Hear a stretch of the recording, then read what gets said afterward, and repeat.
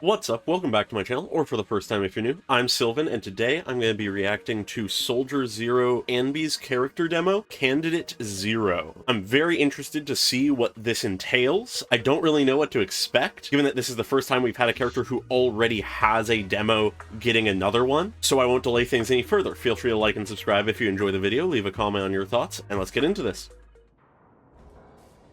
Ooh, Attention. An elevator? Number 5, number 7, combat power assessment failed. Okay. Number 5, Soldier number never. 7, Number combat 5 and power 7, I assessment assume? failed. Initiating replica recovery. Replica recovery. Is the clone theory true? Got that cinematic ratio. Performance isn't up to snuff. They're just replicas. Okay. One unit is all we need, right? Replicas. Let's move Alright. Combat power assessment ready. Repeat. Combat power assessment ready. This is already giving us so much info. Number 0, reporting in. Position confirmed. Engaging. Ooh, I love the focus on the feet. Ooh, I love the music. Oh, I love the frame, like, what they did there with the frame rate and stuff. I think it was lowered. Ooh. This one's showing promise. Interesting. Oh my god, the fucking Consider pose. keeping just her. Keeping just her, huh?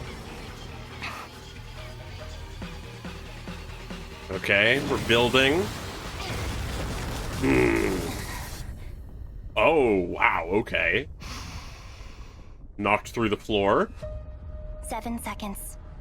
In about Ooh. 7 seconds, I'm going to fall into that highly etheric zone. Calling back to, Where the I think it most was her aggressive ethereals teaser. are.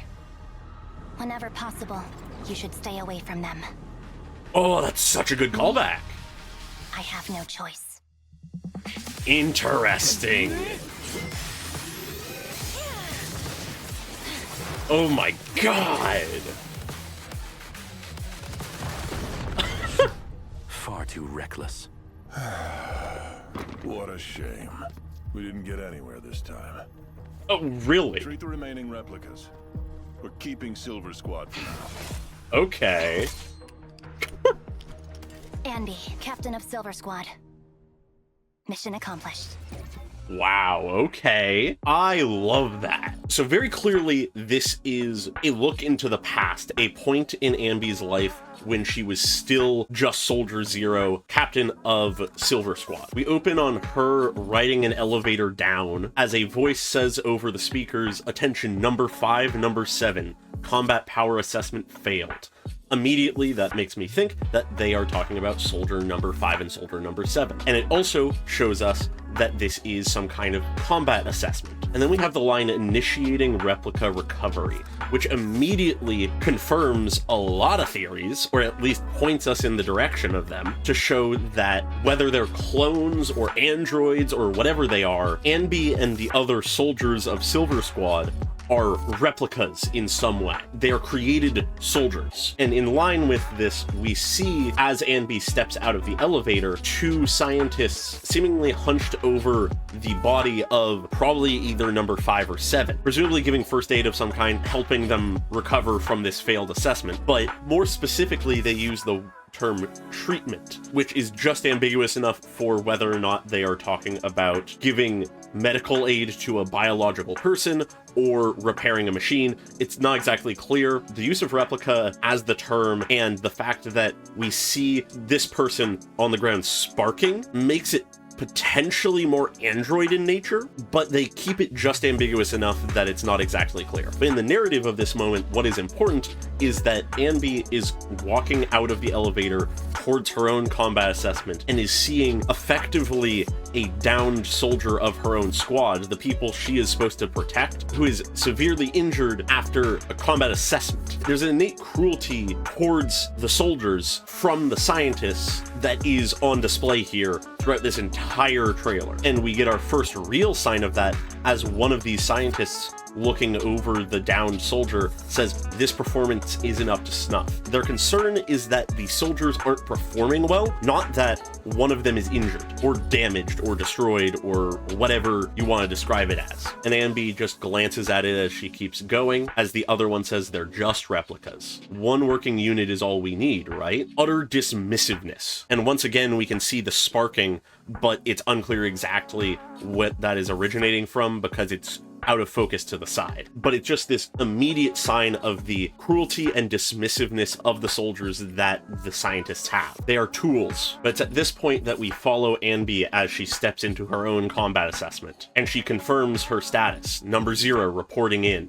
Position confirmed. Engaging. And what I find interesting here is what she's up against is ethereals, which means that these tests are taking place in a hollow, which is interesting. It makes sense that there would be scientific tests that take place in hollows, but the fact that this is essentially a military combat assessment taking place in a hollow is interesting, and perhaps can be used as another point towards the excessive cruelty of the scientists here. Ethereals aren't something that can hold back. This is live combat that is being used as an assessment. If any of the soldiers aren't up to the task of being able to defeat the ethereals here, they will not survive. At the very best, they'll come back wounded. There is seemingly no plans or contingencies to ensure their safety. But as Anby is saying this, we follow her foot as she sweeps it back, coming into a low stance. Before she dashes forward, the music immediately comes up, and we enter this fight. And I actually want to look at the logistics of this fight much more closely because I really enjoy it. Bringing it down to a slowed down speed, she dashes forward. We follow just nothing for a moment before we cut to her coming forward. She throws her blade forward. Well, one of them. She's kicking one ethereal as she grabs her blade that she had thrown. Another ethereal goes flying for some reason, maybe hit by the blade she threw. A second one does. He comes forward onto the screen, winging a kick that impacts another ethereal, twisting around,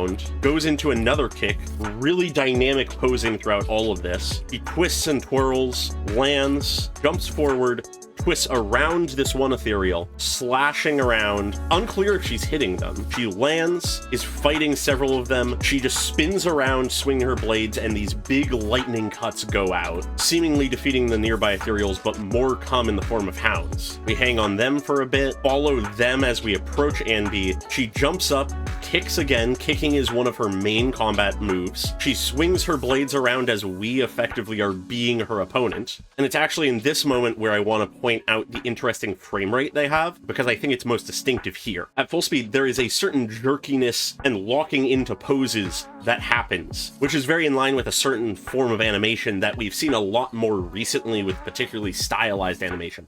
Zenless has done this before, but it's very noticeable here to me. But then after that combat sequence, we cut over to the scientists who are overlooking her data. Very intentionally, all of the information is obscured by this guy's hand, as he acknowledges this one's showing promise. Anby is an exceptional member of her squad. She is the captain, after all. Interestingly enough, we can briefly see that on this page of info on Anby, they do have her name listed as Anby. So Anby and presumably the other soldiers did have names even when in Silver Squad. It wasn't a case where Anby chose that name or was given that name after she left/escaped, which is interesting to me. If they truly are replicas that were created people, I'm surprised that they would officially give that amount of recognition of individualism to people who they clearly view as tools. But then we return to the fight as one of these dogs bursts out from somewhere.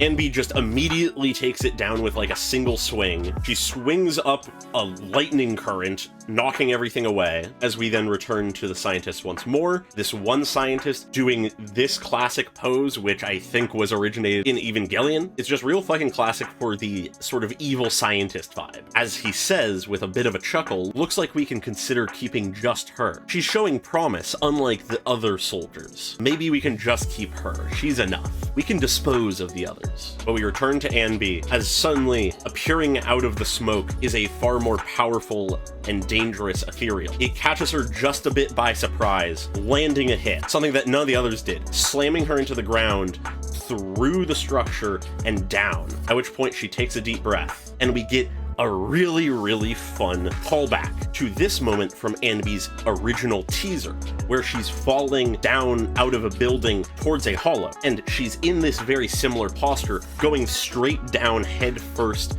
in almost a casual position upside down, as she says 7 seconds. And we can see here that this is clearly a direct callback to that. She says 7 seconds. In about 7 seconds, I'm going to fall into that highly etheric zone.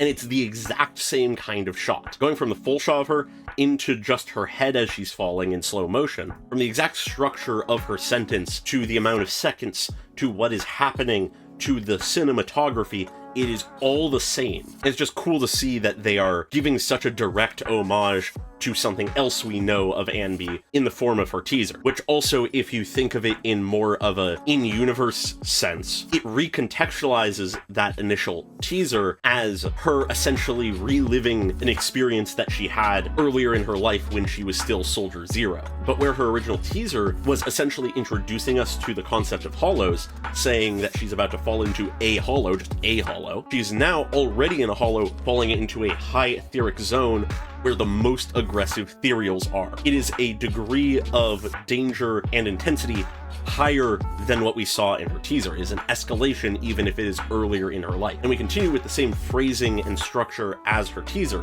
as she says, whenever possible, you should stay away from them. Something that she said about hollows as well in her teaser. But where in her original teaser, her next line after "you should stay away from them" was "me, I can enter them without issue because I'm a member of the Cunning Hares, an expert in dealing with all hollow-related matters."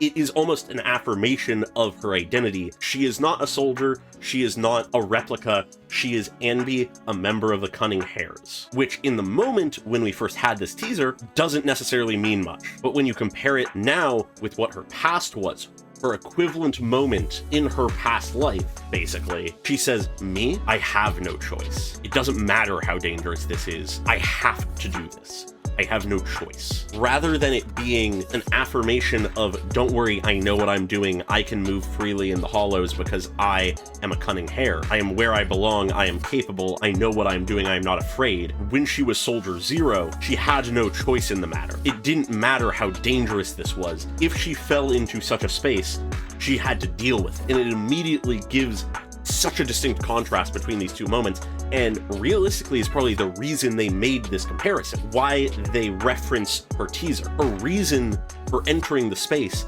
is fundamentally different. One is a choice and an affirmation of her identity, the other is a distinct emphasis of her lack of choice. But that does not stop her. She is capable, she is powerful. She lands immediately taking care of all of them faster than we can even pay attention to. And despite this incredible capability, once again the scientists are dismissive. One of them saying, "Far too reckless," admonishing her as they say, "What a shame, we didn't get anywhere this time." What exactly they were looking for is unclear, because as far as we can tell, Anby did amazingly. Perhaps that one slip up against the giant, more powerful ethereal was what they consider a failure, but who knows. But even then, she has done well enough to save her squad, as despite their disappointment, the scientist says, "Treat the remaining replicas. We're keeping Silver Squad for now." And as we have this confirmation of the continued survival of Silver Squad, we return to Anby as she dashes onto screen, as she introduces herself, much like how she did in her teaser, but this time with her past identity. Anby, Captain of Silver Squad. Mission accomplished. And that is where we are left. It's really interesting. I like it a lot. It's got some solid combat going on. It narratively has a really solid metatextual level, and it gives us some clear hints towards the actual lore of her origin and her past that we were lacking, which I absolutely love. But with that, I think I've pretty much covered everything I can here, so I will leave things there.